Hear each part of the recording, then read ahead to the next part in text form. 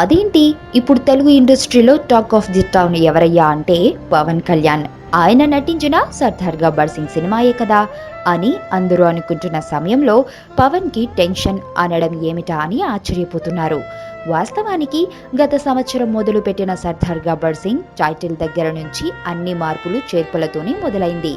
మొదట హీరోయిన్ ని మార్చారు, తర్వాత టెక్నికల్ టీం నుంచి మార్పులు, టెక్నికల్ టీం నుంచి మార్పులు. అసలు ఒక దశలో ఈ చిత్రం నుంచి దర్శకుడు బాబీ కూడా మారిపోతున్నాడన్న వార్తలు సంచలనం రేకెత్తించాయి. ఏది ఏమైనా సినిమా షూటింగ్ మాత్రం ఎక్కడా బ్రేక్ పడకుండా వస్తూనే ఉంది. మొత్తానికి సినిమా షూటింగ్ పూర్తయింది, పోస్ట్ ప్రొడక్షన్ పనుల్లో పడ్డారు. అంతేకాదు సినిమాకి సెన్సార్ సర్టిఫికెట్ కూడా వచ్చింది. అంతా బాగున్నా ఇప్పుడు పవన్ మాత్రం ఈ సినిమాపై కాస్త టెన్షన్లో ఉన్నట్లు సమాచారం. ఎందుకంటే ఇప్పటికే ఈ సినిమాపై ఫ్యాన్స్, ఇండస్ట్రీ వాళ్ళు బీభత్సమైన అంచనాలు వేసుకుంటున్నారు. అంతేకాదు పవన్ మొదటిసారి డైరెక్టర్గా బాలీవుడ్లోకి ఎంట్రీ ఇస్తున్నాడు. అయితే తెలుగులో ఇప్పటి వరకు సీక్వెల్ చిత్రాలు పెద్దగా విజయం సాధించలేదు.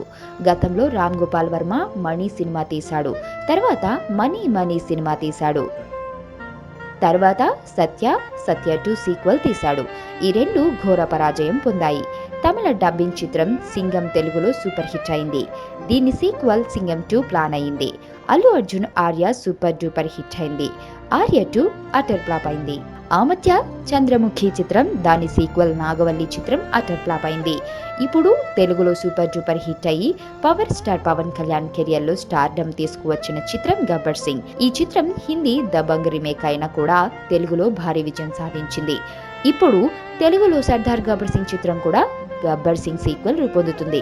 అయితే ఇప్పుడు ఈ చిత్రంపై చాలా మంది రకరకాల అభిప్రాయాలు వెల్లబుచ్చుతున్నారు.